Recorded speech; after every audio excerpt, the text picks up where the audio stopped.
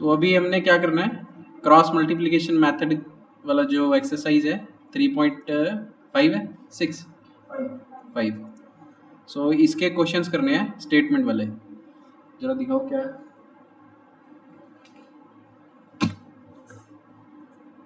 पहला क्वेश्चन देखो, क्वेश्चन में स्टार्टिंग में ही ये बोल दिया है, ठीक है। क्वेश्चन नंबर 4 में ये बोला है कि भाई आपको उसको सॉल्व करना है, सोल्यूशन निकालना है बाय एनी अलजेब्रिक मेथड। सो कोई भी अलजेब्रिक मेथड यूज कर सकते हैं। हमने अभी तक कौन से कर लिए, हमने ग्राफ भी देख लिया, हमने एलिमिनेशन से भी देख लिया, ठीक है, हमने सब्स्टिट्यूशन से भी देख लिया, और हमने क्रॉस मल्टीप्लिकेशन से भी देख लिया। जिस भी मेथड पे तुमको लगता है कि इजी है, you can easily solve this questions. So question number 1 क्या कहता है, a part of monthly hostel charges is fixed. जो मंथली हॉस्टल चार्जेस हैं वो फिक्स्ड है, ठीक है। एंड रिमेनिंग जो कुछ बचा कुचा रिमेनिंग है वो नंबर ऑफ डेज पे डिपेंड करता है। It depends on number of days. ये सिंबल होता है प्रोपोर्शनैलिटी का, ठीक है। तो हॉस्टल के चार्जेस किस पे डिपेंड करते हैं, एक तो कुछ फिक्स पैसे तो लगेंगे, और दूसरा नंबर ऑफ डेज पे डिपेंड करता है। कौन से नंबर ऑफ डेज पे डिपेंड करता है, वो नंबर ऑफ डेज पे डिपेंड करता है वन हैज टेकन फूड। ये क्वेश्चन की स्टेटमेंट में बोला गया। सो फिक्स चार्जेस तो लगेंगे ही लगेंगे, उसके बाद जितना वो खाना खाता है उसके हिसाब से पैसे लगेंगे, ठीक है, जितने दिन वो खाना खाता है, ठीक है। अब क्वेश्चन की स्टेटमेंट में हमको ये पता चल गया कि भी हमको गिवन क्या क्या होने वाला है, ठीक है, कि भाई कुछ ना कुछ तो हमारे पास कुछ ऐसी इंफॉर्मेशन होगी। एक सेकंड, कहाँ पे पहुंच गया सर? सर सिर्फ टर्म 2 है ना अब तो? टर्म 2 मतलब? न्यूज में आया ना सर, टर्म 1 खत्म कर दी, सिर्फ एक बार पेपर होंगे। ऐसा आ गया है क्या? और क्या सर? मेरे पास अभी इंफॉर्मेशन नहीं आई।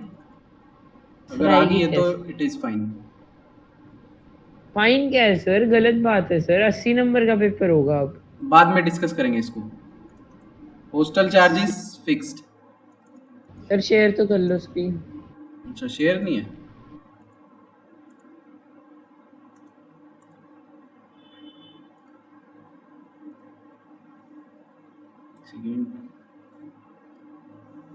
हॉस्टल चार्जेस फिक्स्ड, ठीक है। अदर चार्जेस डिपेंड्स अपॉन, ठीक है, other charges depends upon number of days one has taken food.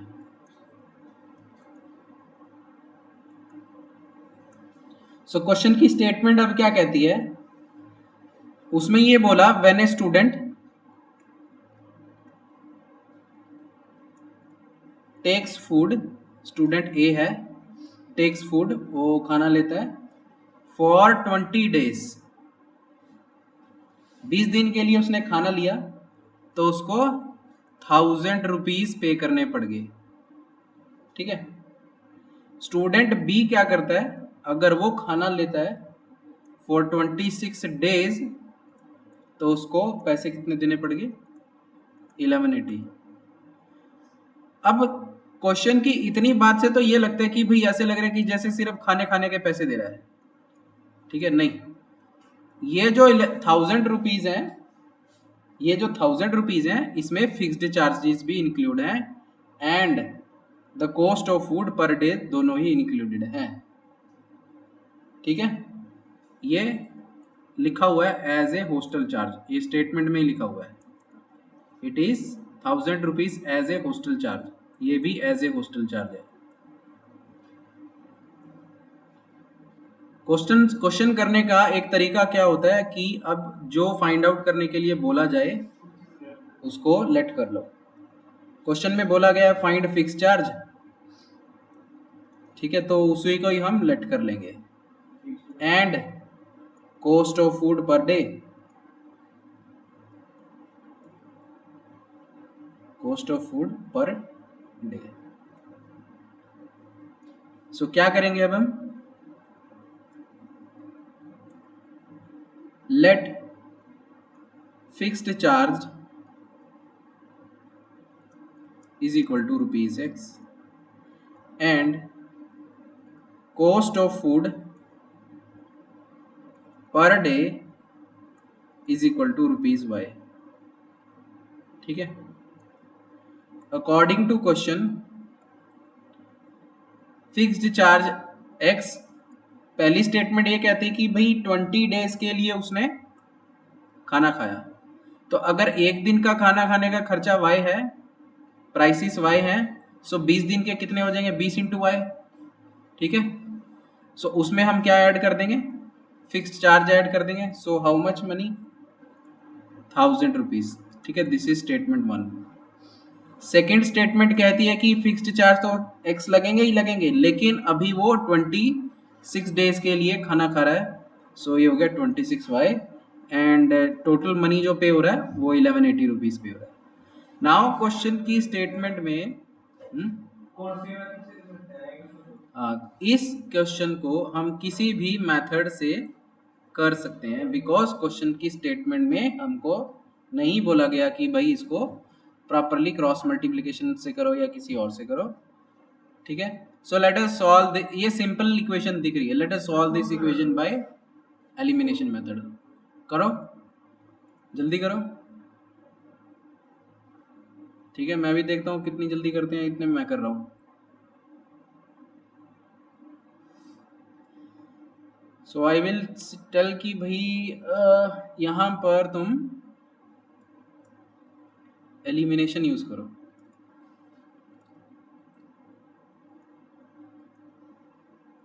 ठीक है।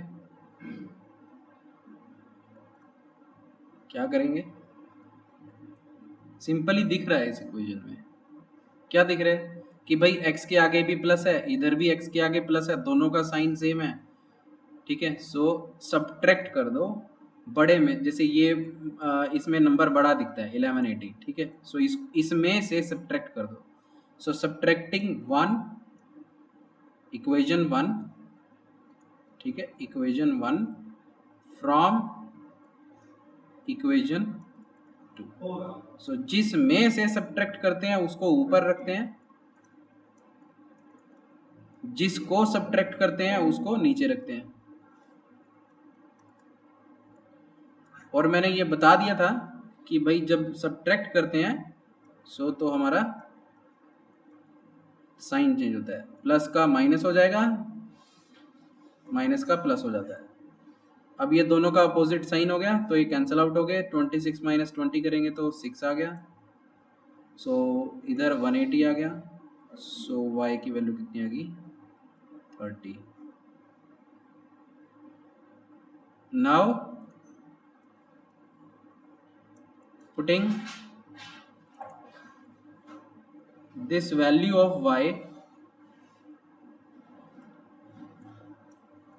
in equation first, equation first क्या कहती है, x plus 20y is equal to 1000, x plus 20 into 30 is equal to 1000,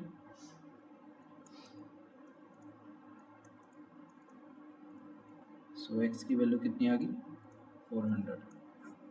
so this clearly shows that कि भाई fixed charges हमारे 400 हैं, ठीक है। देयरफॉर फिक्स्ड चार्ज कितना हो गया, ₹400 and cost of food per day is equal to 30। Answer check करो इसका पीछे कितना, 430।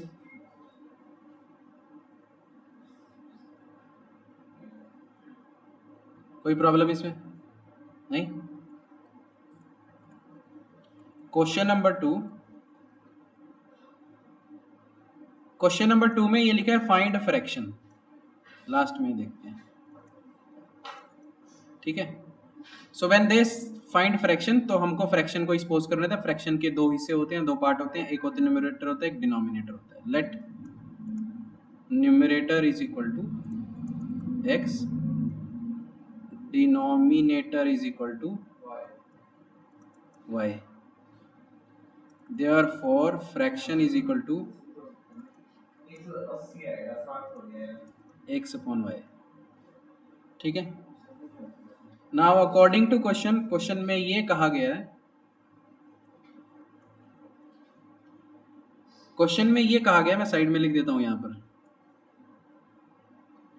कि फ्रैक्शन विल बिकम 1/3 कब, व्हेन 1 इज सब्ट्रैक्टेड, 1 को माइनस करा जाता है, किससे करा जाता है, from numerator, and it becomes 1/4 when 8 is added to denominator, ठीक है। अब अकॉर्डिंग टू क्वेश्चन में ये कहा गया कि जब 1 is subtracted from numerator, denominator के साथ कुछ नहीं किया, इट बिकम्स 1/3। दूसरी बार ये बोला कि भाई जब, अभी हम क्या करेंगे, इसको सिंप्लीफाई कर लेते हैं, 3x minus 1 y, 3x minus 3 is equal to y, so 3x minus y is equal to 3, so this is my first equation। Second case क्या कहता है, फ्रैक्शन बिकम्स 1/4, तो मैंने लिख दिया 1/4 इक्वल टू, कब बनता है, when 8 is added to the denominator, और न्यूमरेटर के साथ कुछ नहीं करा जाता। सो ये आ गया। अब इसका क्या कर देंगे हम, क्रॉस मल्टीप्लीकेशन, सो हमारे पास क्या आ जाएगा, 4x is equal to y plus 8, ये इधर आएगा, so 4x minus y is equal to 8। This is my second equation and this is my first equation. कोई भी मेथड लगाओ, but elimination is the simplest one. जो मर्जी लगाओ, लेकिन आंसर सही आना चाहिए, ठीक है। अब फर्स्ट और सेकंड इक्वेशन में देखो, y का कोफिशिएंट इधर और y का कोफिशिएंट इधर दोनों सेम है, बस नेगेटिव साइन, दोनों के साइन सेम है। अभी ऐड नहीं करेंगे, जब हमारे यहाँ सब्ट्रैक्ट करेंगे y, क्यों, क्योंकि दोनों के साइन क्या है, सेम है, इसलिए हम यहाँ पर क्या करेंगे, सब्ट्रैक्ट करेंगे। सब्ट्रैक्टिंग इक्वेशन 1 फ्रॉम इक्वेशन 2, जिसमें से सब्ट्रैक्ट करते हैं उसको ऊपर रखते हैं, जिसको सब्ट्रैक्ट करते हैं उसको नीचे रखेंगे। सब्ट्रैक्ट करते वक्त साइन चेंज हो जाएंगे, सो 4 माइनस 3 1, ठीक है, ये कैंसल आउट हो गया, 8 minus 3 5, so we are getting x5 here। now putting this value of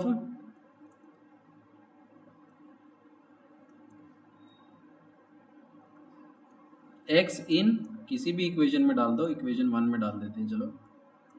so 3x minus y is equal to 3, so 15 minus y, 15 कैसे आए, x की वैल्यू रखने पे, ठीक है। 15 minus y is equal to 3, so इसको इधर ले जाएंगे चाहे इसको उधर ले जाएंगे, क्या मिल जाएगा हमको, 15 minus 3 is equal to y, so 12, so ये मेरे पास आंसर आ गया। therefore fraction is equal to 5/12। ठीक है, क्लियर? एलिमिनेशन मेथड है ये। हाँ, तेरे को आज क्योंकि तूने मिस करी थी क्लासेस, इसलिए तेरे को पूरा एलिमिनेशन ही नहीं पता। तूने पूरी एलिमिनेशन की क्लास मिस करी थी।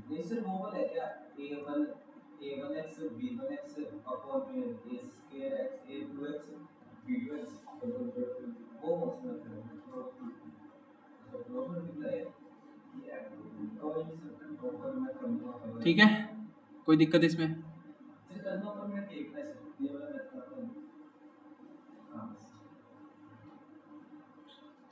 नेक्स्ट क्वेश्चन क्या कहता है? क्वेश्चन नंबर 3, ये दो इक्वेशन नोट कर ले और उसके बाद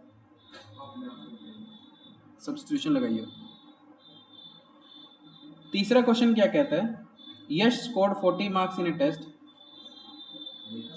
getting 3 marks for each right answer and losing 1 mark for each wrong answer.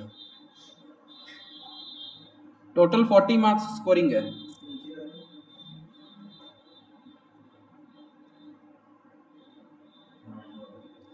Question में ये कहा गया है। अच्छा, पहली बात तो यही देख लेते हैं, क्वेश्चन के लास्ट में निकालना गया, जैसे क्वेश्चन नंबर 3 में निकालना गया, how many questions were there in test, ये पूछा जा रहा है। सो लेट अस सी कि क्या सपोज करना है, क्या नहीं सपोज करना, वो देख लेते हैं। ठीक है,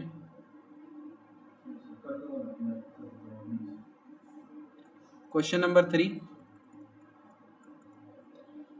यश ने मार्क्स स्कोर करे 40, ठीक है, जिसमें से उसको 3 करेक्ट के लिए मिल रहे थे, 1 रॉन्ग आंसर के लिए 1 माइनस हो रहा है, प्लस का 3, करेक्ट के लिए 3 और रॉन्ग के लिए 1 मार्क्स डिडक्ट हो जाता है। Had 4 marks been awarded for each correct answer and 2 marks been deducted for each incorrect answer, then Yash would have scored 50 marks.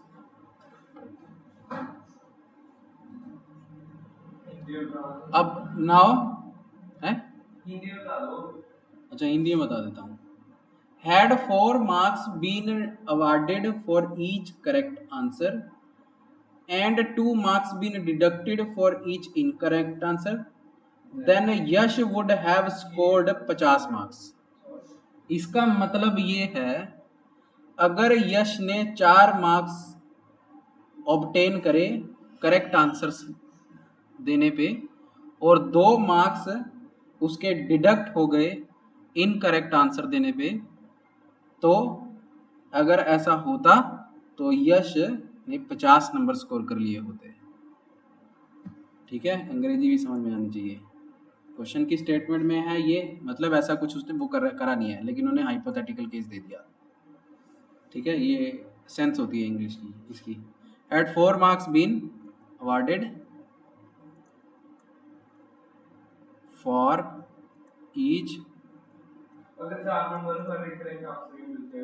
Correct answer, अगर मिलते, अगर नहीं, अगर उसने कहा कि हैड 4 मार्क्स बीन अवार्डेड, ठीक है, मतलब उसको अगर मिल गए होते करेक्ट आंसर के लिए एंड 2 मार्क्स डिडक्ट हो गए, ठीक है, डिडक्ट हो गए फॉर रॉन्ग आंसर, ठीक है, तो यश वुड हैव स्कोर्ड 50 मार्क्स ले लिए होते उसने। अब हमको यहाँ पर क्या बताना है, और ये बताया गया, एक तो ये हाइपोथेटिकल कंडीशन दे दी कि भाई अगर ऐसा होता 50 मार्क्स आते उसके, अगर उसने 50 मार्क्स आते अगर उसको 4 मार्क्स अवार्ड करे जाते फॉर ईच करेक्ट आंसर के लिए और 2 मार्क्स डिडक्ट करे जाते फॉर रॉन्ग आंसर के लिए। क्वेश्चन की स्टेटमेंट समझ में आई? क्वेश्चन की स्टेटमेंट समझ में आई? क्या कह रहा है, क्या अगर हर एक सही आंसर में 4 नंबर थे हाँ ठीक है, उस क्वेश्चन में ये बोला गया है कि had 4 marks been awarded for each correct answer, 4 number मिलते हर एक करेक्ट आंसर के। जैसे पहले करेक्ट आंसर के कितने क्वेश्चन मार्क्स मिल रहे हैं? 3 क्वेश्चन। इससे पहले स्टेटमेंट में लिख रखा है कि यश ने 40 मार्क्स स्कोर करे हैं। कब स्कोर करे? जब उसको 3 मार्क्स मिल रहे हैं for correct answer and -1 marks उसके डिडक्ट होते हैं फॉर रॉन्ग आंसर। लेकिन अभी क्या कह रहे हैं, उसको 50 नंबर मिलते अगर 4 मार्क्स मिलते करेक्ट आंसर के लिए और -2 होते इनकरेक्ट आंसर के लिए, ठीक है, रॉन्ग के लिए। क्लियर? कंडीशन समझ में आ गई? अब how many questions were there ये पूछा गया। So let number of correct questions is equal to x, बाद में दिखाइए, अभी नहीं। Number of wrong correct question नहीं, यहाँ पे लिखो number of correct answers, correct answers x, number of wrong answers y। सही आंसर जो दिए उसने, उसमें कितने क्वेश्चंस के सही आंसर दिए वो मान लो x है, और कितने क्वेश्चंस के रॉन्ग आंसर दिए उसने वो y है। ठीक है। अब अकॉर्डिंग टू क्वेश्चन क्या होता है, मान लो एक क्वेश्चन को आंसर करने के लिए कितने नंबर मिलते हैं? 3 नंबर। तो अगर x क्वेश्चन आंसर सही करें तो कितने नंबर हो गए? 3x। कैसे? जैसे मान लो 10 क्वेश्चन थे तो 10 क्वेश्चन के सही आंसर करें तो 3 से मल्टीप्लाई करूंगा तो 30 नंबर बन गए उसके। सो ऐसे ही अगर x क्वेश्चंस थे और वो सारे के सारे सही हैं तो कितने नंबर बन गए? 3x। अब मान लो उसने कुछ गलत भी कर दिए, और अगर मान लो उसने y क्वेश्चन गलत कर दिए तो उसके डिडक्ट कितने होंगे? 1 इंटू वाई। डिडक्ट कितने होने हैं? 1 इंटू वाई, लेकिन माइनस हो जाएंगे तो यहाँ पर माइनस कर देंगे। सो जितने उसने एक तो स्कोर करे, फिर उसके जितने डिडक्ट हो गए माइनस कर दिए, तो टोटल नंबर कितने बन रहे हैं? पहली कंडीशन में 40 बन रहे हैं।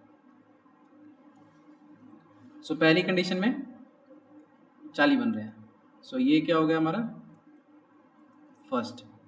सेकंड क्या कहता है कि अगर हर एक सही आंसर के लिए उसको 4 नंबर दिए जाते हैं, सो 4 इंटू एक्स टोटल स्कोरिंग हो गया, और हर एक रॉन्ग आंसर के लिए उसका डिडक्ट हो जाता है 2 नंबर, तो इस टाइम वो टोटल स्कोरिंग करता 50 नंबर की।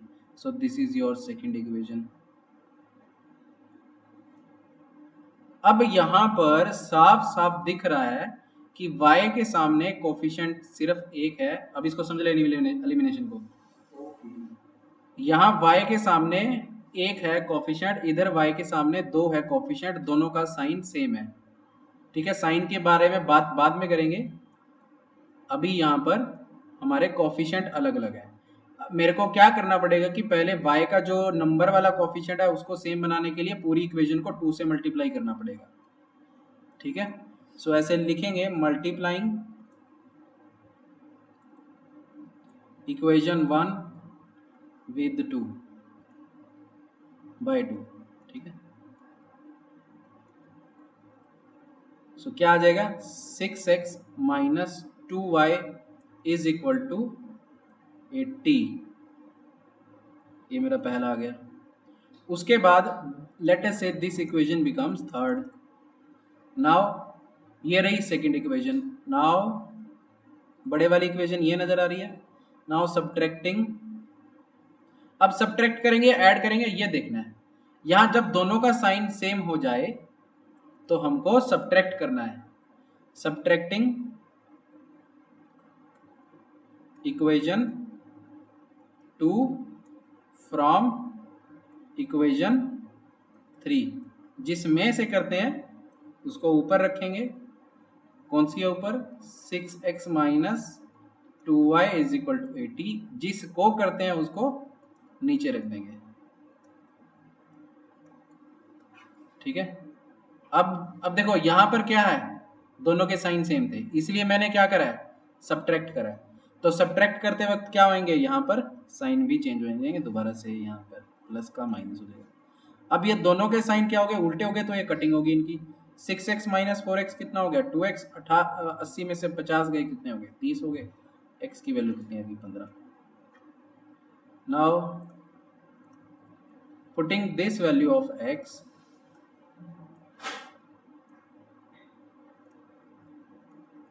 In equation 1। ठीक है, इक्वेशन 1 क्या थी, ये।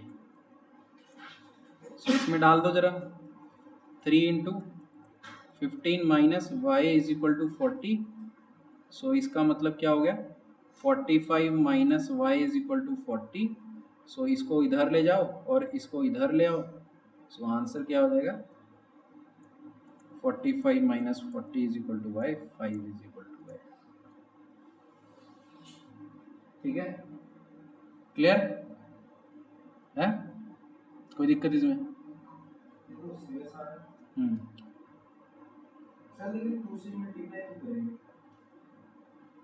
वो इसलिए करेंगे 2 से मल्टीप्लाई, क्योंकि पहली इक्वेशन में मेरे पास क्या है, मेरे पास यहाँ पर कितना है, 1, जबकि यहाँ पर कितना है, 2। तो इसको और इसको हटाने के लिए, एलिमिनेट करने के लिए कोफिशिएंट बराबर होने चाहिए। लेकिन यहाँ पर 1 है, यहाँ पर 2 है, तो मैं पूरी इक्वेशन को 2 से मल्टीप्लाई कर दूंगा, तो मेरे पास यहाँ पर 6x आ जाएगा, यहाँ पर 2y बन जाएगा। अगर नीचे 5 हो तो पूरी इक्वेशन को 5 से मल्टीप्लाई करेंगे। नीचे कहाँ 5 होगा, नीचे यहाँ पे। अगर यहाँ पर 5 होता तो ऊपर वाली इक्वेशन को पूरी को 5 से कर देता। तो इस तरह करके सिर्फ y को एलिमिनेट करा मैंने। और अगर दोनों का साइन सेम है तो सब्ट्रैक्ट करेंगे, अगर दोनों का साइन अलग अलग है तो ऐड करेंगे। ठीक है, आंसर साथ के साथ देखते जाना, मैं आंसर नहीं देख